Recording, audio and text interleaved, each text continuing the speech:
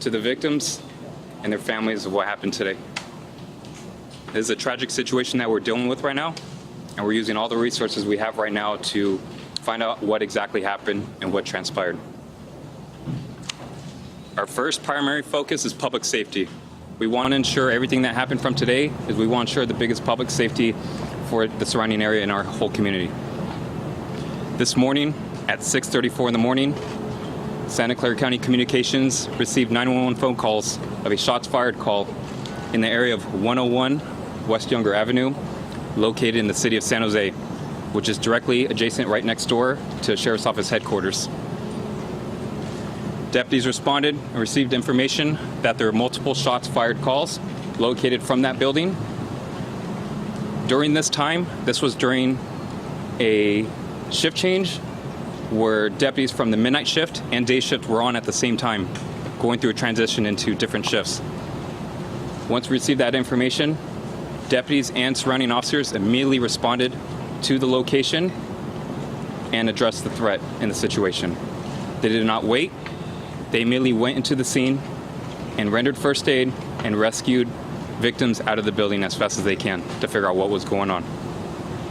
I could tell you this was at a Valley Transportation Authority light rail yard, which is next door to Sheriff's Office headquarters. Immediately once we received information of shots fired called, we immediately activated the Santa Clara County Active Shooter Protocol, which activated multiple law enforcement agencies in the surrounding counties, as well as multiple fire department agencies to initiate and activate the Rescue Task Force, which is part of the Active Shooter Protocol, which we'll go into more detail. Multiple agencies showed up and assisted, from local agencies within Santa Clara County, state level from the Office of Emergency Services, Governor's Office, the California Highway Patrol, and multiple federal agencies from the Federal Bureau of Investigations, FBI, ATF, and Department of Homeland Security. I'll tell you right now, with the numbers, and it's still preliminary and it's subject to change, we have 8 victims that are pronounced deceased from today's incident from gunshot wounds. We also have 1 suspect who is deceased as well from this morning's incident. I can confirm with you that deputies did not exchange gunfire, and right now we're going to preliminary go with the assumption that it was a self-inflicted gunshot wound from the suspect, and deputies did not exchange gunfire. At this point, we have investigators on scene interviewing anybody that was on scene to see what exactly happened, and we have our CSI teams as well outside, along with conjunction with the Federal Bureau of Investigations assisting. Right now, if you are looking for a family member, loved one involved with this incident, we ask you to contact our reunification center, which is over here at 70 West Heading. It's located at the Isaac Newton Auditorium. We have grief counselors on scene. The phone number to call is 408-209-8356. I'll repeat it one more time, 408-209-8356. So this incident is going to take some time, and the reason why is because we're going to use all necessary methods to ensure the public safety for everyone. We actually had an explosives dog on scene, which detected to some type of explosives material at the crime scene itself. At that point, we activated the Sheriff's Office bomb squad, who is currently on scene and render any type of suspicious packaging safe at that point. I'll tell you, it's going to take a long time to render these areas safe. They have to go through every room and every building to ensure that everything is safe. So that's such as in bringing in a bomb robot in there, and it takes time. So I ask for your patience on gathering further information from here. It's going to be some time. Other than that, we have detectives on scene. We're doing everything we can, but I'll tell you this, with the training that we've been doing with our active shooter protocol, this could have been a lot worse of a situation. This is a very unfortunate situation. But with the training and everything that we have with this protocol, this could have been a lot worse than what it was, unfortunately. So that being said, I'm going to pass it on to Sheriff Lori Smith, who's going to give you further information from there. What are the areas that you're covering with the bomb squad?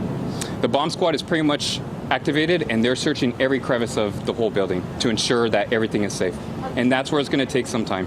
The VTA Transit Center? The VTA Transit Center, which is a light rail, it's pretty much a light rail facility, pretty much, light rail garage. What is the reason that Homeland Security is involved? You know, We appreciate having federal agencies coming out. They come out here just to provide resources for us. Hey, do you need any assistance? And, in that case, and if we need help, we'll ask them out in that case. So they're just being that entity to help us out. How many rooms will the robot have to go through? It depends how big this building is. I haven't been in the building myself, but it's going to take some time. So we ask you for that patience. Any indication on motive? Any indication on motive? We don't have that information right now. This is still preliminary. This is still ongoing. All the information I have is I can give out at this point, and we're still getting that as we get along. Were there any red size flags? of the search area for explosive devices, and is there any indication that the people who were killed were specifically targeted, or was this someone, an employee showing up at work with a grudge and just spraying indiscriminately? So this is a big building. I can't get into the details how big this building is, but it's a pretty decent-sized building. In regards with motive, I don't have that information. This is still preliminary, and I'm still trying to get that information at this point. Do we know if the shooting took place inside, outside, or either way? I don't know at this point if it's inside or outside. We have. Yeah, I'm going to pass it off to Sheriff Lori Smith, and then she's going to take over from here. So what I'd first like to do is tell everyone that my heart really goes out to the victims. These were county employees, and we're doing everything we can to help them, including the Family Reunification Center. But I really want to commend the law enforcement in Santa Clara County. Several years ago, the Sheriff's Office, in conjunction with the County Fire Department, began a series of trainings for active shooter. And that training has happened throughout the county with law enforcement and all fire agencies. And why that differs is that at the time there's an active shooter, as soon as we can get one team together, we go in. The first teams through the door were the Sheriff's Office and San Jose Police Department, and they're my true heroes. There was active shooting going on at that time. There were victims shot in 2 separate buildings, but they responded the way that they should. They took their life in their hands, and I know for sure that when the suspect knew the law enforcement was there, he took his own life. Our deputies were right there at that time. So it's a very complex investigation. We now know that San Jose is working on the house fire, and we're still putting that together. But our detectives are on scene, and we're doing everything we can to identify the victims as soon as possible so their loved ones can know. So thank you very much for covering this, and we will continue to give you updates as the investigation progresses. Was the suspect known to law enforcement? It's still too early for us to know, but the suspect was an employee also. Thank you. So I'm going to pass it on to Governor Gavin Newsom. Thank you. Let me thank the sheriff, the mayor, our police chief, captain, all the men and women in uniform. You're going to learn over the course of the next number of days and weeks about the heroism of the San Jose police, saved lives, deputy sheriffs that quite literally ran seconds after hearing about this incident without any consideration of their own lives, and did an extraordinary job to save other people's lives. That said, there's a numbness I imagine some of us are feeling about this, because there's a sameness to this. Anywhere USA. It just feels like this happens over and over and over again. Rinse and repeat, rinse and repeat. It wasn't that long ago I was standing out here talking about the tragic loss of children, one in a mother's arms, the Gilroy Festival, just here in this community, down in Southern California, and San Bernardino. Remember a few years prior in Santa Barbara. Pick a state. And here we are in the United States of America. We're experiencing something just is not experienced anywhere else in the world. There's a sameness to this. And that numbness, I think, is something we're all feeling. All of us gathered here today, looking at this scene, listening to governors, mayors, chiefs, speaking similar tone and terms, expression of condolences, all the right emotions and perhaps the right words, but it begs the damn question, what the hell is going on in the United States of America? What the hell is wrong with us? And when are we going to come to grips with this? When are we going to put down our arms, literally and figuratively, our politics, stale rhetoric, finger pointing, all the hand-wringing consternation that produces nothing except more fury and frustration, more scenes like this repeated over and over and over again. I say that not as a governor. I just say that as a father of 4. I say that as a member of this community, cares deeply about it. So we'll have time to work through all of that. But one thing I just wanted to briefly speak to is the pain in those victims. We just had the privilege of spending the last few hours with the victims that are waiting to just learn if their loved one is still alive. They're dialing the phones, they can't find it. They're trying to go on and find a phone of the loved one. Waiting to hear from the coroner, waiting to hear from any of us, just desperate to find out if their brother, their son, their dad, their mom is still alive. Just imagine being in their foot. I know everybody wants all the answers to all these questions, but there's no more important question and no more important answers that we owe than the victims of this senseless and tragic shooting. And so I'm not just going to express my condolences. I'm not just going to express the usual platitudes. But let me just thank the heroism of those victims. The fact that they can even stand up and support one another is remarkable. What a human act. And so I just want to, we just want folks to know we're going to be there for the victims.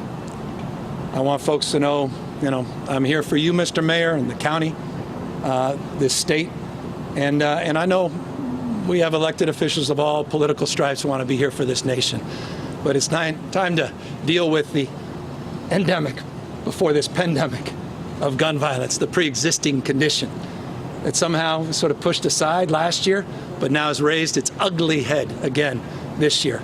And wake up to this reality and take a little damn responsibility, all of us, to do a little bit more and a little bit better this time and move beyond the platitudes and the usual rhetoric that tends to mark not just these moments, but the aftermath of these moments as all of you go away and this fades out of view, and then we rinse and repeat someplace else in this country. So, again, to the victims, to those that lost their lives and the families lost their loved ones, yes, our hearts go out, but we are resolved to not make this meaningless, but to bring meaning at this tragic moment in our state and our nation's history.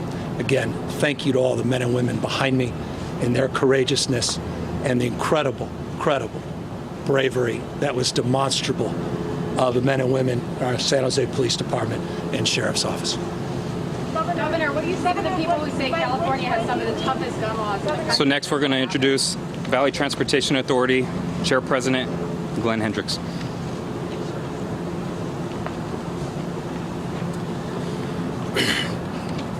As you all know, a horrible tragedy has impacted the VTA family, the organization, and our whole community. And our thoughts and love go out to all the employees who have been directly and indirectly impacted by this horrible event. I want to let you know that the families have been moved to the Family Assistance Center at the Red Cross to continue to have meet with counselors about what's happening. We're really grateful for the outpouring of support that has come from union leadership and transit organizations from across the country. The VTA has suspended its light rail service and will probably be suspended for several days as we work through being able to get back into the yard. We'll be setting up bus bridges to go ahead and help get our customers around. We're asking that our customers be patient with us as we work through this event and try and recover our service. And I also want to thank all the law enforcement that's been involved in their quick reaction and the way they've been dealing with everyone who is involved by this. And once again, I want to say how terribly sorry I am and want to thank everybody in the VTA family who's been so affected. Next we're going to introduce the President of the County Board of Supervisors for Santa Clara County, Mike Wasserman, and County Supervisor Cindy Chavez.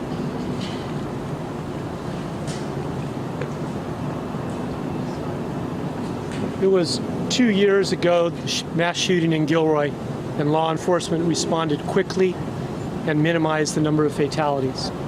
Last year we had COVID. Still have COVID, but last year was the big year, and the people and the county responded so as to have the lowest positivity rate in the state.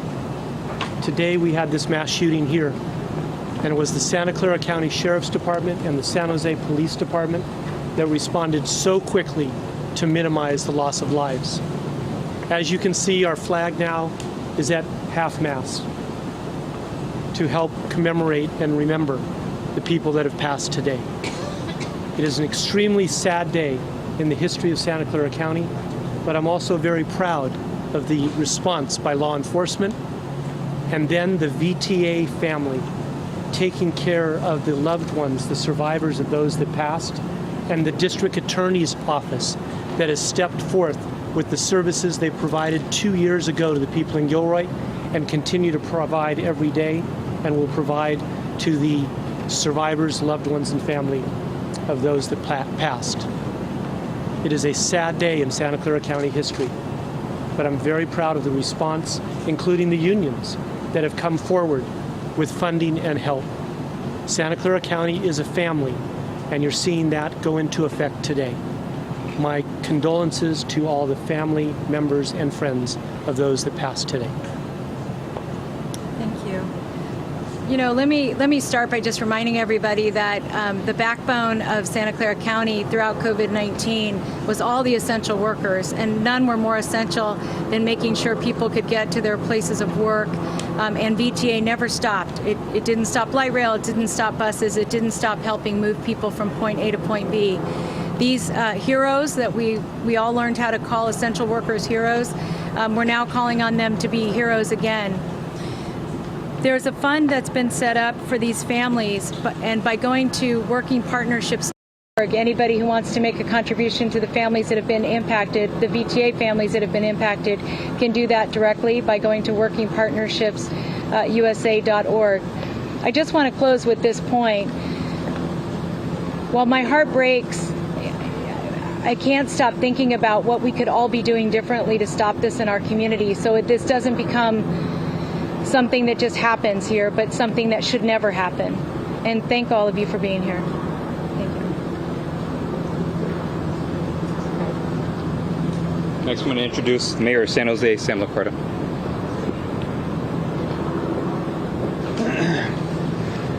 It's been said before, but it's worth saying again. Our hearts are broken for the family members who have lost their loved ones, for our VTA family members who have lost their friends and colleagues. I'm joined here by Councilmember Raul Perales, who himself lost a dear friend, and Councilmember Matt Mahan. These are members of our community. These are members of our families.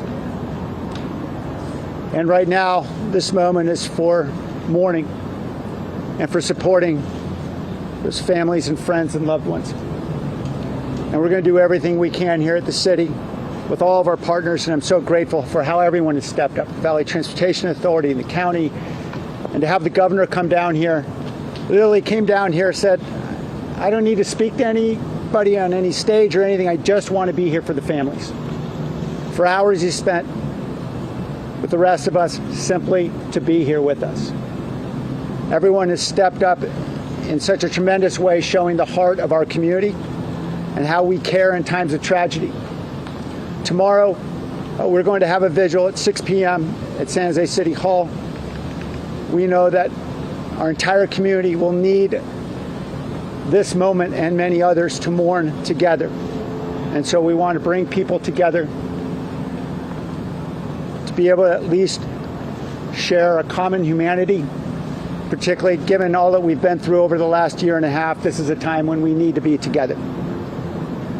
I want to thank Working Partnerships USA and South Bay Labor Council for setting up a fund, and we encourage anyone who wants to give to help support families in this difficult time to please give generously to that fund. These are, as Supervisor Chavez said so well, these are the women and men who support our community through this pandemic. They showed up at work every day as essential workers, despite risk to their own health. And they did it because they understood their mission, their commitment to public service. We owe them and their families so much. And I am so grateful for the San Jose Police Department and the Sheriff's Office that responded so quickly, undoubtedly saving lives as a result. We will continue to show our resolve as a community to come together. And as the governor indicated, we've got a lot of work to do to start to work on solutions. That work is still ahead of us. For now, we focus on everything we can do to support these families and their loved ones. Thank you.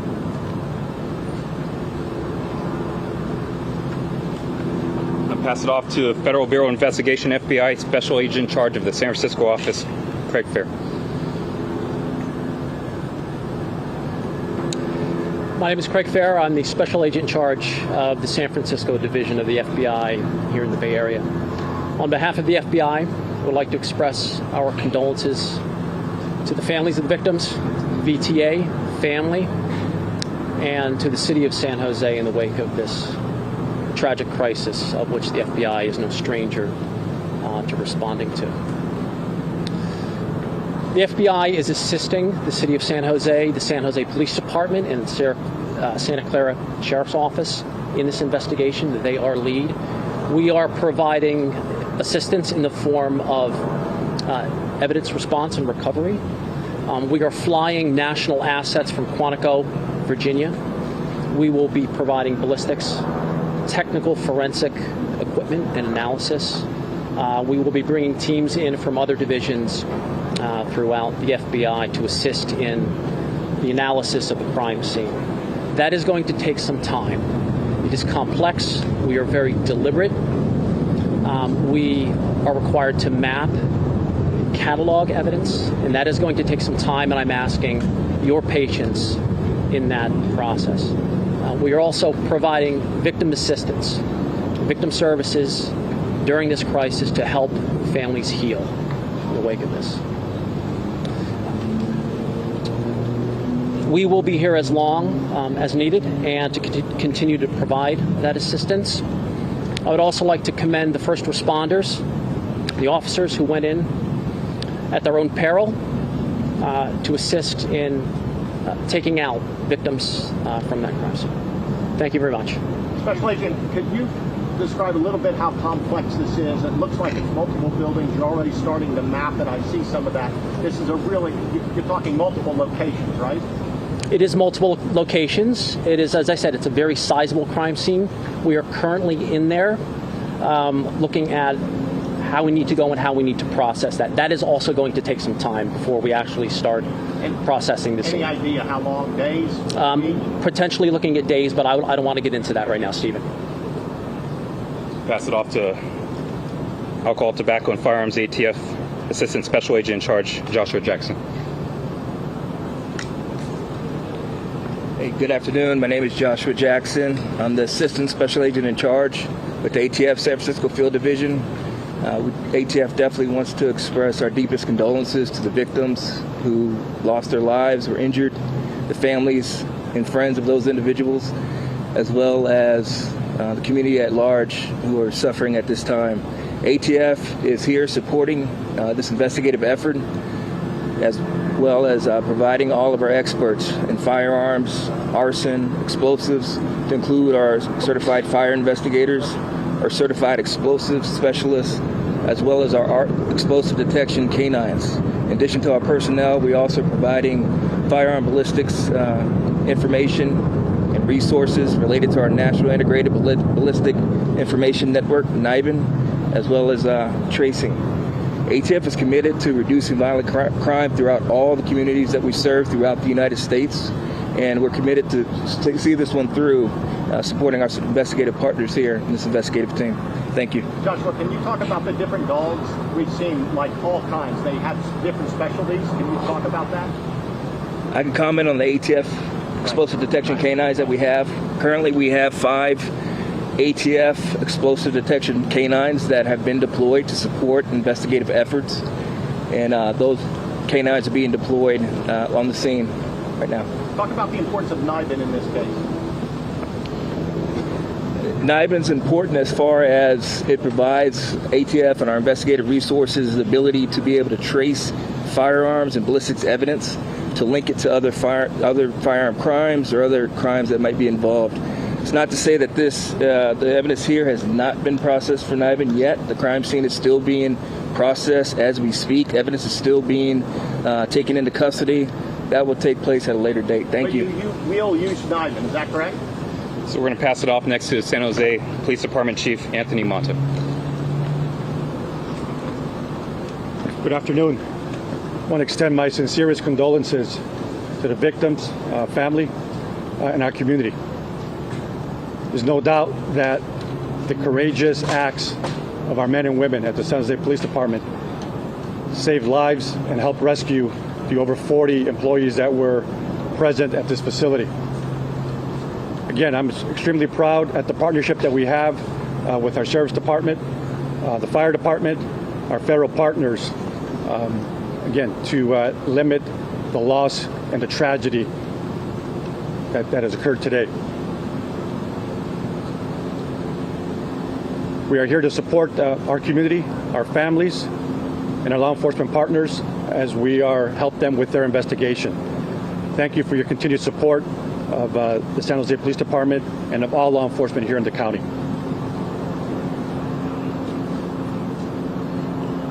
Next, I'm going to introduce the San Jose Fire Department Chief, Robert Sapien, Jr.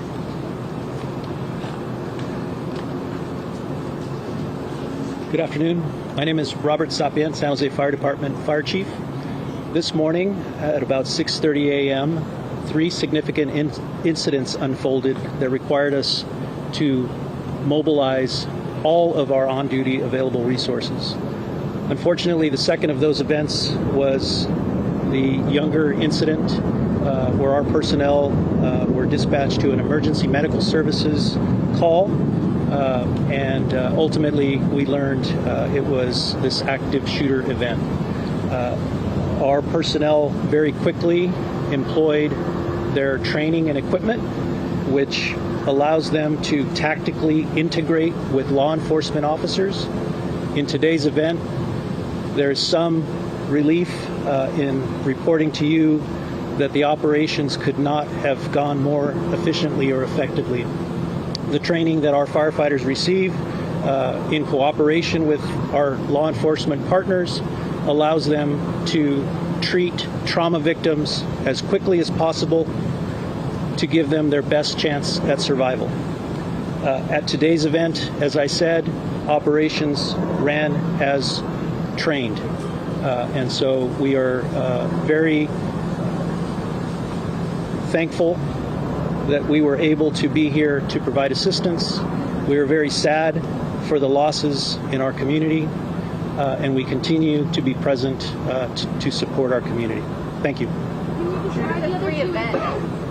The fire, there was a shooting, and what else, sir? So I'm going to introduce next is Gene Cohen. This is from the South Bay Labor Council.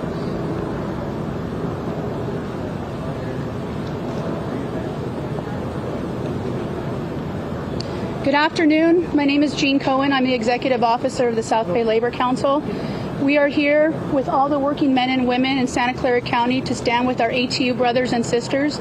Today is about supporting victims. It's about sending love and support to everyone who came to work this morning intending on serving the public and ended up not going home. It's unacceptable, and what we're asking for right now is for there to be respect and love that's dedicated and shown to all of these workers. They need money, they need support, and we need to make sure that their families are also being respected in terms of giving them their space to mourn. So thank you so much for the opportunity to make sure that all of our workers have the opportunity to let you know that when you go to work, you should be able to go back safely, and that right now we're going to be making sure that as a family we're taking care of each other. Thank you very much.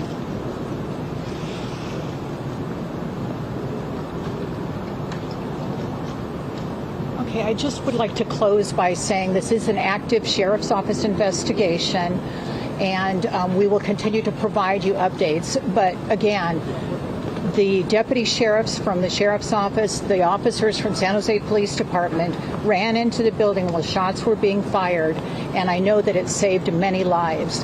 Thanks to the fire department also being part of our active shooter protocol and our rescue team. So we had some heroics that I think resulted in a diminished loss of life. You know, we're real proud of the people who serve in this county and that responded to this incident. And we will take some questions, and you can direct the questions at any of the speakers if you would like. Can you please explain, even in general terms, where the fatalities were located? Were they all located inside particular building on a particular level? If you can explain what that building is used for, as well, that would be good. So in regards with fatalities and locations, like I was saying earlier, it's still preliminary at this point. So one, we have to get the Sheriff's Office bomb squad in there to clear the area for investigators to go in and conduct their investigation. So this is going to be a very timely and methodical situation. So it's going to take a lot of time. So I don't have that information at this point. All the bodies were found inside a facility in a building or outdoor? It's within that facility area. I don't have those answers at this point. It's still preliminary. Indoors or outdoors? It can be either. I don't have that information at this point. It's still preliminary. Is anybody wounded? You talked about 9 dead, including the shooter. Were there others that were wounded? So on top of the fatalities that I mentioned, there is one person at a local trauma hospital that's listed in critical condition at this point. Was the shooter an legal gun owner, and can you say what the weapon was that he used? Right now, I don't have that information in regards with what weapon was used in that information. So are there bodies that are still inside the facility which you're not able to recover yet? And is that why there's been some delay in definitively telling the family that there's what's happening? There's a lot of things that they can't get out. Yeah, so we have investigators on scene with the Santa Clara County Coroner's Office right now. So they're doing their investigation to follow up, see what they have, and also contact the next of kin. And we just want to make sure we ensure the privacy for the family and loved ones that were involved in this situation. Were there any weapons recovered from the house? I'm sorry? Were there any weapons recovered from the house? That's still ongoing. Weapons regarding with the suspect's house, we don't have that information right now. It's still ongoing in that case. What was the connection between the fire at his house and the shooting? Did the fire erupt before he left to go to? So I know there's some speculation saying there's a house fire within the city of San Jose and then something involvement with this. Again, we're using the investigators to determine if there is any type of connection to that case, but right now it's still preliminary and ongoing. Yes, sir. Can you confirm more victims were found at the gunman's home? I don't have that information at this point, so in regards with the house fire. Any other questions? If explosives were discovered or indicated by an explosive detecting dog in the building? Correct. So there's an explosives detection dog, an EOD dog is what we call, that detected on a suspicious device. Immediately we activated the Santa Clara County Sheriff's Office bomb squad, and they're going to use their protocol and pretty much canvass that whole area to ensure that it's safe for our investigators to go in and conduct their investigation at that point. So it's going to be a very timely, methodical. We're going to be there throughout the night to clear every room and every crevice of that building. We know that is a very big building, and we're going to use everything because we want to ensure the safety for the deputies and investigators and everyone else around, that it's clear and safe in that case. Jesse. The building, or will they also search the light rail train tracks, the area around? We're going to search everywhere. We're going to do everything in all due for us, and we're going to use all the resources that we have, and that's why we have multiple surrounding law enforcement agencies here, including federal agencies, to assist us with this investigation. Calls to 911. Was it people inside the building? I don't know if it was a drive-by, it was a passerby, or somebody inside the building that called 911, but it got received to us at 6:34 this morning. I don't know if they're in the same place. I know that they were employees. I'll tell you that the suspect that was deceased is an employee from VTA. One more question, then we're going to wrap it up. I'm sorry? Can you describe the explosives that were found? Explosives, it's still preliminary. The bomb squad's doing everything they can to utilize and find everything. We're going to use everything from precursor chemicals to any type of explosive devices to any type of objects and materials. We're going to use all of that and determine exactly what we have. The dogs did one. Has any more been found, or is it just the one for right now? Once we have when the dog smells on something and has a scent, we're going to activate the bomb squad and we're going to utilize those resources from there. I don't know. That's still, again, preliminary, and then we're still trying to get that information. What I'll tell you right now, just to wrap things up, this is our last press conference for today regarding this incident. Again, please give us patience and time with this. We want to be very methodical and very transparent and make sure we do a thorough investigation on this. So please give us time. I know you want more information. Please bear with us. And then once we have more information, we will send out an updated press release statement from our agency. Okay. Thank you, everybody. About the 3 different incidents. What were the 3 different incidents that utilized all your resources? Thank you for the question. A little more information on the 3 incidents.